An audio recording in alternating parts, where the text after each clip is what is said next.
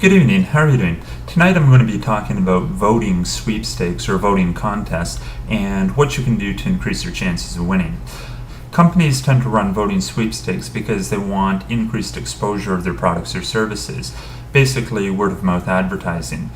As long as what you're doing is in the spirit of that, it should be okay. So as long as more people know about the products or services that that company offers, then the voting sweepstakes should be fine. Sometimes, though, it can be very controversial, especially when you have someone that's neck and neck with someone else for first prize, especially as they tend to be very large prizes such as a brand new car, a trip, and so forth. As long as it's done in the spirit, it should be okay.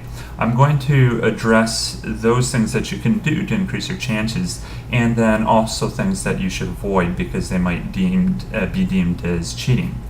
First of all, there are things called vote exchanges or voting exchanges. On Facebook, there's sweepstakes groups where people communicate back and forth, and then someone will say, oh, here's a new sweepstakes, can you vote for me? In exchange, I'll vote for you. This should be considered legitimate simply because you are talking about the company. More people know about the company, your product or service after you've talked about it. The second thing is newsletters. If you have a friend or family or know someone that runs their own online newsletter, blog, and so forth, you can also ask those readers to vote for you. This has been done many times, and also it's in the spirit of the competition, so this should be considered fine.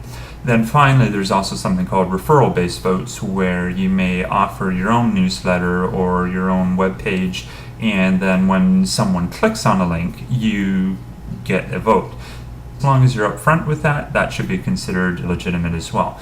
The top three things that I've mentioned, they all help the company, their products or services, and you get more entries or more chances of winning. Some questionable tactics that people do use that can be considered cheating is, number one, they'll create multiple Facebook accounts. Sometimes they'll go to public computers just to do this. There's been stories of where there'll be 30 or 40 people all voting for the same person, but they're all fake Facebook accounts. That would be cheating. Then the second thing is hiring people through freelance services. This is questionable because sometimes it can be done in a fake manner, so it's not actually real people hearing about the products or services. If there's not real people hearing about it, then that can be considered cheating. However, if basically you're outsourcing, promoting through newsletters, and you're renting a list, so to speak, then in most cases that should be considered legitimate because more people are learning about the products and services.